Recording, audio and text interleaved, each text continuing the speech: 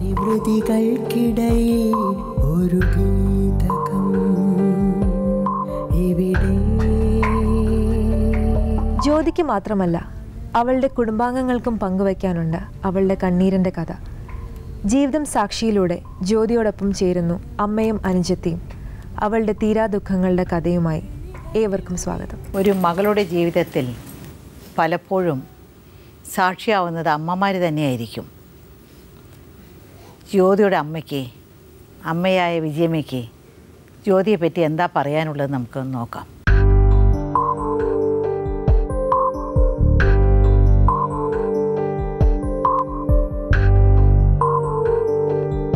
ജ്യോതി പറയുന്നതെല്ലാം ഞങ്ങൾ കേട്ടു. ഭയങ്കര സങ്കടമാണ്. നമുക്കതിന് നീണ്ട കൊല്ലം എല്ലാം സഹിച്ചും കുറേ സഹിച്ചു നോക്കി.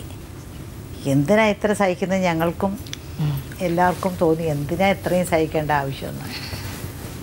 എന്താ മരുമകനെ പറ്റി പറയാനുള്ളത്? മരുമകനെ പറ്റി പറയാനുള്ള അവൻ ഭയങ്കര ഉടായിപ്പാണ്. അവനെല്ലാം നുണകളെ പറയുള്ളൂ. കല്യാണം ചെയ്ത അന്ന് തൊട്ടുള്ള നുണ പറച്ചിലാണ് അവൻ. നമ്മളെല്ലാം പറഞ്ഞ് വിശ്വസിപ്പിക്കും.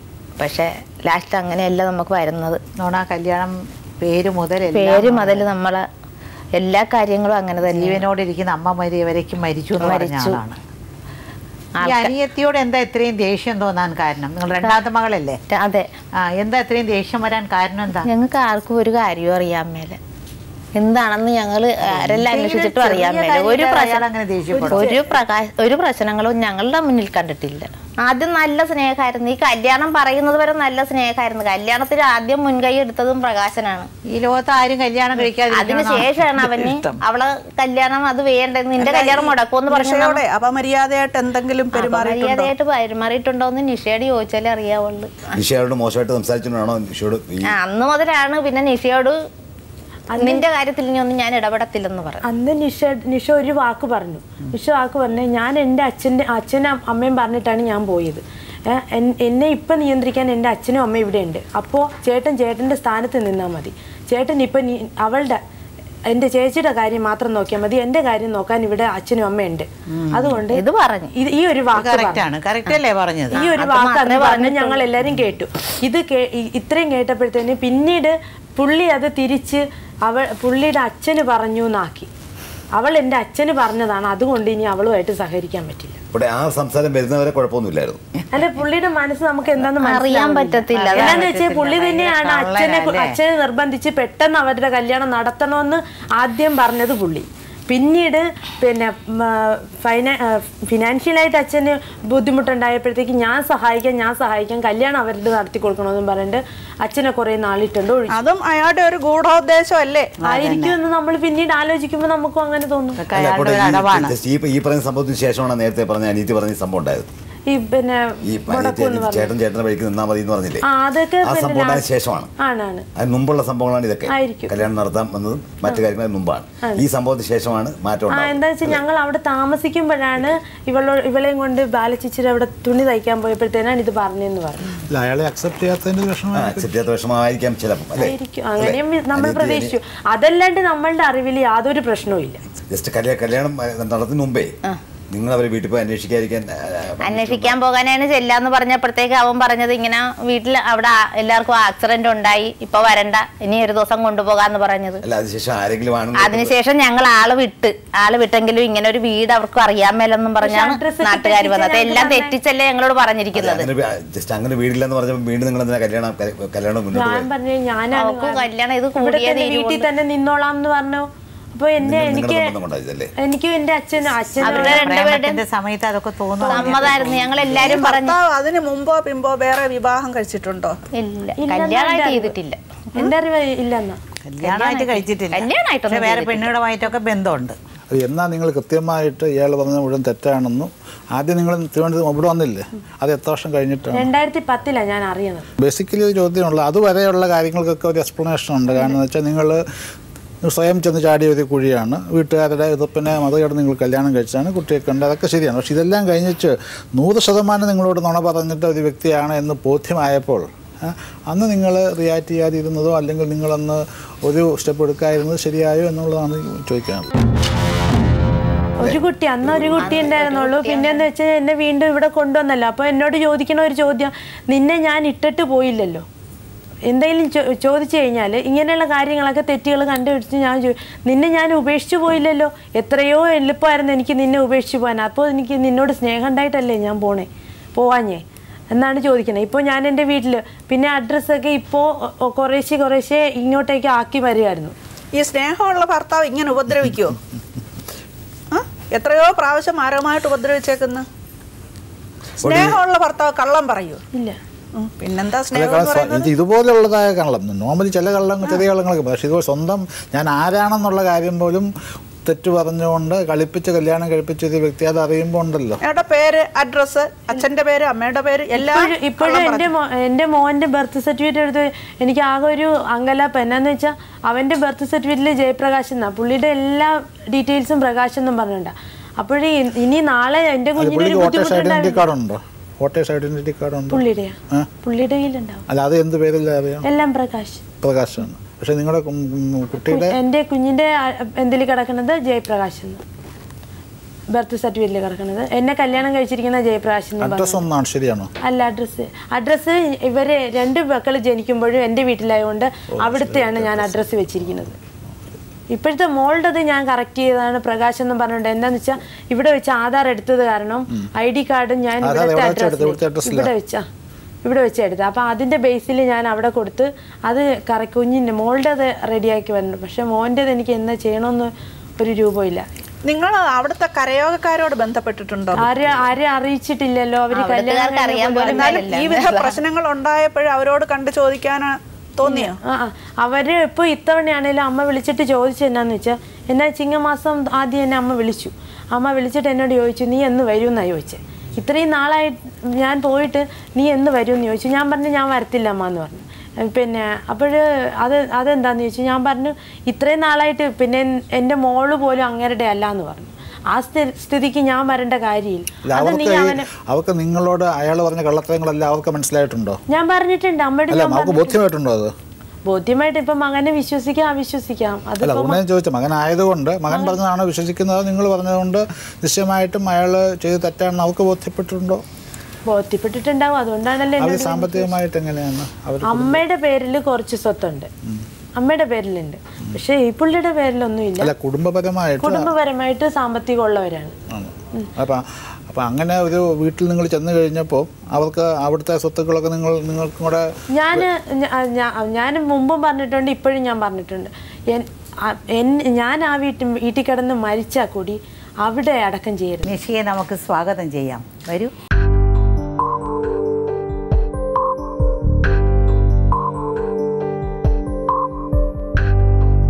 നിഷ ഇവരുടെ കഥയിലൊരു വലിയൊരു കഥാപാത്രമാണ്. ഒരുപാട് സ്ഥലത്ത് നിഷ നിഷ നിഷ നിഷ എന്ന് പറയുന്നത് കേട്ടു. എന്താ അത് നിങ്ങളുടെ ചേട്ടന് നിങ്ങളോട് ഇത്രയും ഒരു ദേഷ്യം വരാൻ കാരണം? അതിന് പ്രത്യേകിച്ച് എനിക്കൊരു കാര്യം അറിയത്തില്ല. കാരണമില്ലാതെ ഒരാളുടെ എന്തെങ്കിലും ഒരു വഴക്ക് വല്ലതും ഉണ്ടായോ നിങ്ങൾ തമ്മിൽ? വഴക്കൊന്നും ഉണ്ടായിട്ടില്ല. അങ്ങനെ ഇവരുടെ കല്യാണം കഴിഞ്ഞ് 4ാമത്തെ ദിവസം ഫീൽഡിൽ വന്നപ്പോൾ ഞങ്ങൾ തുണിയൊക്കെ എടുത്തിട്ടാണ് വന്നത്. അപ്പം ഞങ്ങൾ അത് തയ്ക്കാനായിട്ട് കൊണ്ടുപോയിട്ട് തിരിച്ചു വന്ന വഴി പുള്ളിക്കാരൻ പറഞ്ഞ് ചേട്ടൻ പറയണത് മാത്രമേ നടക്കത്തുള്ളൂ എന്ന് പറഞ്ഞു. എൻ്റെ കല്യാണമൊക്കെ അങ്ങനെ പുള്ളി പറയണത് പോലെ നടക്കത്തുള്ളൂ എന്ന് പറഞ്ഞു.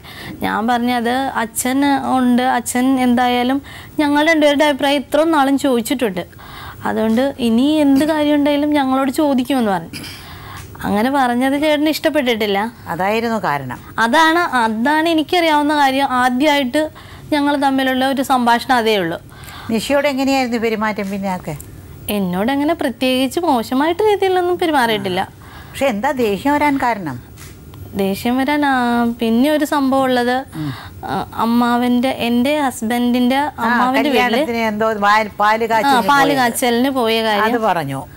ആ ഒരു കാര്യം അത് പോയെന്ന് എൻ്റെ അനിയൻ ചെന്ന്, ഇവർ താമസിച്ചിരുന്ന ചക്കരപ്പറമ്പിലായിരുന്നു, അവിടെ ചെന്ന് പറഞ്ഞു കഴിഞ്ഞ് ഞാനത് പോയി എന്നും പറഞ്ഞിട്ട് വീട്ടിൽ വന്ന് വഴക്കിട്ടു. സിനിമയ്ക്ക് പോകാൻ വിളിച്ചു. ഇവരുടെ കല്യാണം കഴിഞ്ഞ് കുറച്ച് നാൾ കഴിഞ്ഞ് സിനിമയ്ക്ക് പോകാൻ വിളിച്ചപ്പോൾ ഞാൻ പറഞ്ഞു വേണ്ട, ഞാൻ വരുന്നില്ല. ഇവര് ആരൊക്കെ ചേർന്ന സിനിമയ്ക്ക് പോണെന്ന് പറഞ്ഞത്? ചേട്ടനും ചേച്ചിയും ഞാനും 3 പേരും കൂടി. അപ്പം ഞാൻ വരുന്നില്ലെന്ന് പറഞ്ഞത് അതിനും വഴക്കായി. പിന്നെ അത് വഴക്ക് തീർക്കാൻ വേണ്ടി അമ്മ പറഞ്ഞെന്നാ കൂടെ പോന്ന് പറഞ്ഞ് അങ്ങനെ പോയി അന്ന്. പിന്നെ ഇടയ്ക്ക് അന്ന് തുണി സ്റ്റിച്ച് ചെയ്യാൻ പോയിട്ട് വരുമ്പോൾ എന്നോട് പറഞ്ഞ് നിന്റെ കല്യാണം ഞാൻ മുടക്കി കാണിക്കട്ടെ എന്ന് എന്നോട് ചോദിച്ചേ. ചിരിച്ചോണ്ടാണോ ദേഷ്യത്തിലാണോ? ദേഷ്യത്തില്. ഞാൻ അങ്ങനെ പറഞ്ഞത് ചേട്ടന് ഇഷ്ടപ്പെട്ടില്ലായിരുന്നു. അച്ഛനല്ലേ എല്ലാ കാര്യം അഭിപ്രായം എടുക്കത്തുള്ളു. അത് പറഞ്ഞത് ഇഷ്ടപ്പെട്ടില്ല. അപ്പൊ എന്നോട് ചോദിച്ചു. അപ്പൊ ഞാൻ പറഞ്ഞു അയ്യോ വേണ്ടെന്ന് പറയുകയും ചെയ്ത്. എന്നിട്ട് ചേച്ചിയുടെ എന്ന് പറഞ്ഞ് അവൾക്ക് അവളുടെ കാര്യത്തിലൊന്നിലും ഇടപെടണത് ഇഷ്ടമല്ല എന്ന് പറഞ്ഞ ചേച്ചിയോട് പറയണത് ഞാൻ കേട്ട് വെളിയിൽ നിന്ന് കേട്ടു. നിഷയുടെ ഭർത്താവിനോട് എന്താ ദേഷ്യം? അങ്ങനെ ചേട്ടനോട് പറയാനായിട്ട് പ്രത്യേകമൊന്നുമില്ല. കല്യാണത്തിന് ശേഷം കണ്ടിട്ടില്ലാണോ ദേഷ്യം? ചിലപ്പോ അതായിരിക്കാം തോന്നുന്നു. എന്താന്ന് വെച്ചാൽ കല്യാണത്തിന് മുന്നേ ഇവര് തമ്മിൽ സഹകരിക്കാറുണ്ടായിരുന്നു, മിണ്ടാറും ഉണ്ടായിരുന്നു. പക്ഷെ കല്യാണത്തിന്റെ അന്ന് മുതലും മിണ്ടിയിട്ടില്ല. പക്ഷെ എന്നോട് പറഞ്ഞ് കല്യാണം ഞാൻ മുടക്കി കാണിക്കാമെന്ന് പറഞ്ഞ്. അതിനു വേണ്ടിയിട്ടാണ് എൻ്റെ അനിയനൊരു ക്രിസ്ത്യൻ പെണ്ണുമായിട്ട് സ്നേഹബന്ധം ഉണ്ടായിരുന്നു. അനിയൻ എന്ന് പറഞ്ഞപ്പോൾ വിച്ചേട്ടന് അവർ 3 ആമക്കളാണ്. അതിൽ ഏറ്റവും ഇളയാൾക്ക് എന്ന് പറഞ്ഞാൽ അന്ന് 21-22 വയസ്സേ ഉള്ളൂ. ഇവര് മൂത്തവരാരും കല്യാണം കഴിച്ചിട്ടില്ല. ഏറ്റവും ഇളയാള്. അപ്പോൾ അവര് ആ പെൺകുട്ടിയായിട്ട് ഇവർ രണ്ടുപേരും കൂടി രജിസ്ട്രാർ ഓഫീസിൽ പോയി സ്പെഷ്യൽ മാരേജ്, ചേട്ടനും ചേച്ചിയും കൂടി സ്പെഷ്യൽ മാരേജ് ആക്ട് പ്രകാരം. ജ്യോതി എന്തിനാ അങ്ങനെ പോയത്? അതിന്റെ മുമ്പിൽ എന്നെ തല്ലി ചതച്ചത്. ഇങ്ങനെ കൂടുതൽ ഞാൻ പറഞ്ഞു ഞാൻ വരത്തില്ല എന്ന് പറഞ്ഞു. വരണം എന്നുണ്ടെങ്കിൽ അവന്റെ അമ്മയോട് പറയാൻ പറഞ്ഞു. അവരല്ലേ നടത്തി കൊടുക്കണ്ടേ ഇഷ്ടബന്ധം ഉണ്ടെങ്കിൽ. പിന്നെ എൻ്റെ അച്ഛൻ അറിഞ്ഞാൽ എന്നെ വെച്ചേക്കില്ലെന്ന് എനിക്കറിയാം. ഇങ്ങനെയുള്ള കാര്യത്തിനൊന്നും കൂട്ടി നിൽക്കില്ല. നേരെ പോകുന്നുള്ള കാര്യത്തിന് മാത്രമേ അച്ഛൻ നിൽക്കുകയുള്ളൂ എന്നറിയാം. അപ്പം ഞാൻ പറഞ്ഞു അറ്റ്ലീസ്റ്റ് നമ്മുടെ വീട്ടിലെങ്കിലും പറയാം. അപ്പോൾ പുള്ളി ആരോടും പറയാൻ പാടില്ല. അപ്പോൾ നിഷയുടെ കല്യാണം നിർത്താനായിട്ട് വല്ലതും ശ്രമിച്ചോ? അതിന് അവരുടെ രണ്ടുപേരും കൂടി പോയി, ചേച്ചിയും ചേട്ടനും കൂടി പോയിട്ട് പിന്നെ സ്പെഷ്യൽ മാരേജ് ആക്ട് പ്രകാരം വിവാഹം കഴിക്കുന്നതിനുള്ള അപേക്ഷ കൊടുത്തു. അപ്പൊ അവരവിടെ നോട്ടീസ് അതവര് നോട്ടീസ് ഇടുവല്ല. അത് വിച്ചേട്ടന് അത് കണ്ടുപിടിച്ച് ഇവരാ പോയെന്നുള്ളത്. അതങ്ങനെ വീട്ടിലറിഞ്ഞ് ഇവർ രണ്ടുപേരും കൂടെ പോയായിരുന്നു. അപ്പൊ എന്റെ കല്യാണം ഈ ഒരു കാരണത്താലും മുടങ്ങുമല്ലോ, വീട്ടുകാർ തമ്മിലുള്ള പ്രശ്നം വരും. അപ്പൊ അങ്ങനെ പറയുകയും ചെയ്ത് വിച്ചേട്ടന്റെ വീട്ടുകാർ പറയുകയും ചെയ്ത് ഇന്നപോലെ ഇങ്ങനൊരു പ്രശ്നം ഉണ്ടായപ്പോ ഈ ബന്ധം തന്നെ വേണ്ട എന്ന് ഉള്ള ഒരു കാര്യം പലരും പറഞ്ഞ്. അതുകൊണ്ട് തന്നെയാണെന്ന് തോന്നുന്നത് പെട്ടെന്ന് ചേച്ചിയുടെ കല്യാണം കഴിഞ്ഞ് തൊട്ടടുത്ത വർഷം അതേ മാസം തന്നെ എന്റെയും കല്യാണം കഴിഞ്ഞ്. അത് സാമ്പത്തികമായിട്ട് ഒത്തിരി പിന്നോക്കം നിൽക്കുന്നവരാണ് ഞങ്ങള്. പക്ഷെ എന്നാലും തന്നെ അച്ഛൻ അത് കാരണം പെട്ടെന്ന് ആ ഒരു വർഷത്തില്ല. അപ്പൊ എന്തോരം ബുദ്ധിമുട്ടുണ്ടാവും. ഒരു പെണ്ണിനെ ഇറക്കി വിടുമ്പോ തന്നെ ഒത്തിരി ബുദ്ധിമുട്ടുണ്ടാവും. അപ്പൊ അതിന്റെ തൊട്ടടുത്ത വർഷം തന്നെ നടത്തണമെങ്കിൽ പിന്നെ അതാ നല്ലതെന്ന് തോന്നി. ഈ നിഷയോട് എപ്പോഴെങ്കിലും ഇയാൾ അപമര്യാദയായിട്ട് പെരുമാറിയിട്ടുണ്ടോ? അങ്ങനെയൊന്നും പെരുമാറിയിട്ടില്ല. സംസാരിച്ചിട്ടുണ്ടോ? അങ്ങനെ സംസാരിച്ചിട്ടുമില്ല. ചേച്ചിയെ കാണാൻ സമ്മതിക്കില്ല അല്ലേ? ചേച്ചിനെ കാണാൻ സമ്മതിക്കില്ല, ചേച്ചിയായിട്ട് മിണ്ടാനും സമ്മതിക്കില്ല. ഞങ്ങള് പണ്ട് മുതൽ ചെറുപ്പം മുതലേ കൂട്ടുകാരെ പോലെയാണ് നടന്നത്. ഞങ്ങള് ചേച്ചീനിറ്റിയാണെന്ന് ആരും പറയത്തുമില്ല, കണ്ടാലും പറയില്ല. മിണ്ടാൻ പാടില്ല, സംസാരിക്കാൻ പാടില്ല. അതെന്തൊരു ഇതാണ്. ഭാര്യ ആയതുകൊണ്ട് പറയുന്ന എല്ലാം കേൾക്കണമെന്നുണ്ടോ? ചേച്ചിക്ക് പ്രഗ്നൻ്റ് ആയി 3-ാം മാസം ബ്ലീഡിങ് ഉണ്ടായിട്ട് ഹോസ്പിറ്റലിൽ അഡ്മിറ്റ് ചെയ്തപ്പോൾ അച്ഛൻ ഹാർട്ട് പേഷ്യൻ്റ് ആയതുകൊണ്ട് അച്ഛൻ്റെ കൂടെ എപ്പോഴും ആരെങ്കിലും ഒരാൾ വേണമെന്ന് ഡോക്ടർ പ്രത്യേകം പറഞ്ഞിട്ടുണ്ട്.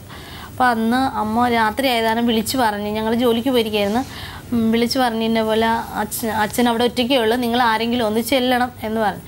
അന്ന് ചെന്നപ്പോഴും ചേട്ടൻ ഇതുപോലെ അച്ഛനെ മാറ്റി നിർത്തിയിട്ട് പറഞ്ഞ് ഞങ്ങളെ ഇവിടെ നിർത്താൻ പറ്റത്തില്ല, ഞങ്ങളെ പറഞ്ഞു വിടണമെന്ന് പറഞ്ഞു.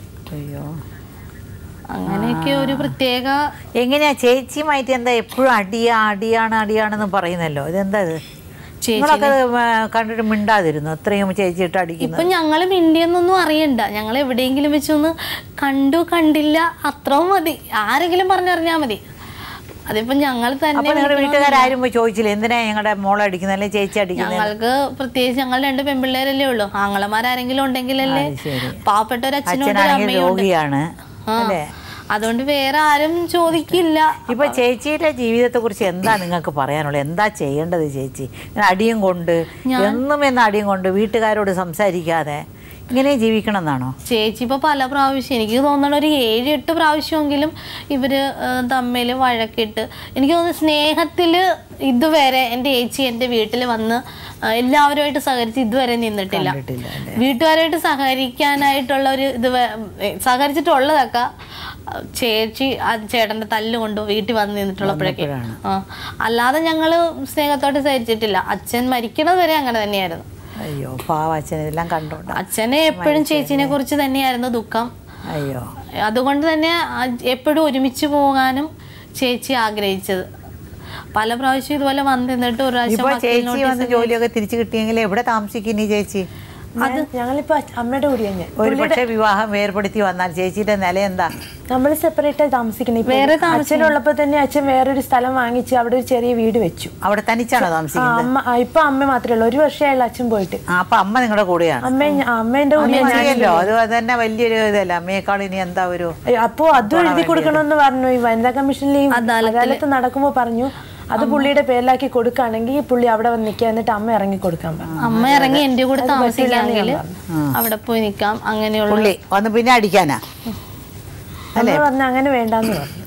അവിടെ വന്ന് അടിയും കൊണ്ട് ജീവിതകാലം മുഴുവനും അയാൾ ഇനി മനസ്സൊക്കെ മാറി നല്ലവനായിട്ട് ജീവിക്കുന്നുള്ള വിശ്വാസം ഉണ്ടോ നിങ്ങൾക്ക്? ഇല്ല, ഒരിക്കലില്ല. സമ്പാദിച്ചിരിക്കട്ടെ, സമ്പാദിച്ച കുട്ടികളെ നോക്കും നിങ്ങൾ. ജോലിക്ക് പോകണം. അയാൾ ഇന്ന് കുട്ടിയൊക്കെ എന്തെങ്കിലും കൊടുക്കണമെന്നോ നിങ്ങൾക്ക് ജീവനാംശം ആവശ്യപ്പെട്ടോ അങ്ങനെ എന്തെങ്കിലും? അതിപ്പോ പുള്ളിയുടെ ഇഷ്ടം. പുള്ളിക്ക് ഇപ്പൊ ഞാൻ പറഞ്ഞില്ലേ ഇളയ കുട്ടി അങ്ങയുടെ അല്ലാന്ന് പറഞ്ഞു. പക്ഷെ പിന്നെ അത് കുഞ്ഞിനെ ഒന്ന് കാണണം എന്ന് എനിക്ക് ആഗ്രഹം ഉണ്ടായിരുന്നു. പുള്ളി എന്താണെന്ന് വെച്ചാൽ പുള്ളി അത് കാണണം എന്നും അങ്ങയുടെ മനസ്സിൽ അതിരുന്ന് നോവണം. ആ കുഞ്ഞിനെ കണ്ടിട്ട് എന്നോടല്ല എൻ്റെ ആങ്ങളമാരെ വിളിച്ചിട്ടാ അവർ വർത്തമാനം പറഞ്ഞു. എന്തിനാ കാണണ്ടെന്ന് പറയുന്നതാണ് കാണിക്കുന്നത്? ഒരു 2 കുഞ്ഞുങ്ങളും ഒരുപോലെ തന്നെ ഇരിക്കുന്നത്. അല്ല പുള്ളി ആ പറഞ്ഞ ബോധ്യപ്പെടുത്തുന്നത് പുള്ളിക്കൊരു വേദന ഉണ്ടാവട്ടെ. അങ്ങനെ നിങ്ങൾക്ക് അയാളെ വേണ്ടാന്ന് പറഞ്ഞ പിന്നെ അയാളെ സന്തോഷിപ്പിക്കാനോ വേദനിപ്പിക്കാനോ എന്തിനാ പോകുന്നത്? അപ്പൊ നിങ്ങളുടെ മനസ്സിൽ ഇപ്പോഴും അയാൾ കിടപ്പുണ്ട്. ഇല്ല, അതിപ്പോ ഒരു കാലത്തും മാറത്തില്ല. എന്നാലും ഉണ്ടല്ലോ, അത് കഷ്ടമാണ്.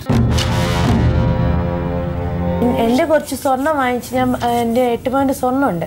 അപ്പോൾ അത് ഈ ഇടയ്ക്ക് ഇങ്ങനെ വിളിച്ചപ്പോഴത്തേന് അമ്മ പറഞ്ഞു പിന്നെ നിന്റെ കുറച്ച് സ്വർണ്ണം അവൻ എടുത്തിട്ടുണ്ടല്ലോ എന്ന് പറഞ്ഞു. എന്നാൽ ഞാൻ പറഞ്ഞു അത് തരാൻ പറ്റുന്നുണ്ടെങ്കിൽ. എത്ര പവൻ എടുത്ത്? 8 പവൻ.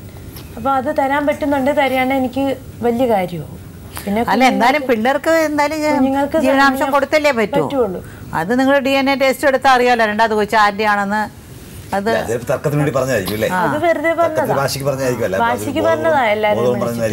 നിങ്ങൾക്ക് ജീവിക്കാനുള്ള, നിങ്ങൾ കുട്ടികൾക്ക് ജീവിക്കാനുള്ള എന്തെങ്കിലും തരാനുള്ള സാമ്പത്തിക ശേഷിയൊക്കെ ഉണ്ടാ? പുള്ളിയുടെ പേരിലൊന്നുമില്ല, സ്വന്തമായിട്ട് വസ്തു ഒന്നുമില്ല. അമ്മയുടെ പേരിലുണ്ട്. അത് ഷെയർ ചെയ്തിട്ടില്ല. അത് ഇങ്ങേർക്കെന്നാ പറഞ്ഞേക്കണത്. പറഞ്ഞിട്ട് വെച്ചോളൂ. വേറെ ബെമ്മക്കളുണ്ടോ? അല്ലേ, വേറെ 2 പേരുണ്ട്. അവര് ഇയാൾക്ക് കൊടുക്കും, പക്ഷെ അമ്മയുടെ കാലശേഷ കൊടുക്കുള്ളായിരിക്കും. ലീഗലായി നിങ്ങൾക്ക് കിട്ടാൻ അർഹതപ്പെട്ടതാണ്.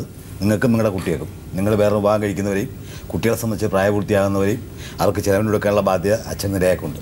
ക്ലെയിം ചെയ്യാനുള്ള റൈറ്റും ഉണ്ട്. അതൊരിക്കലും വേണ്ടെന്ന് പറയരുത്. വേണ്ടത് അയാളുടെ റൈറ്റ്സാണ്, നിങ്ങളുടെ റൈറ്റ്സാണ്, നിങ്ങളുടെ പിള്ളേരുടെ റൈറ്റ്സാണ്. അതൊരിക്കലും വേണ്ടെന്ന് പറയരുത്. അല്ല, അതൊരു പക്ഷേ തരില്ല എന്ന് പറഞ്ഞാൽ പറഞ്ഞിരിക്കട്ടെ. പറഞ്ഞു കഴിഞ്ഞാൽ നിങ്ങൾ ഡൈവേഴ്സ്, അങ്ങനെയാണെങ്കിൽ ഡൈവേഴ്സ് സമ്മതിക്കൂ. ഈ എപ്പിസോഡ് അവസാനിക്കുമ്പോൾ പ്രേക്ഷകർക്ക് തീർച്ചയായും ആകാംക്ഷയുണ്ടാകും ജയപ്രകാശ് എന്ന പ്രകാശനെ കാണാൻ. അടുത്ത എപ്പിസോഡിൽ ഈ കഥ തുടരുന്നതായിരിക്കും.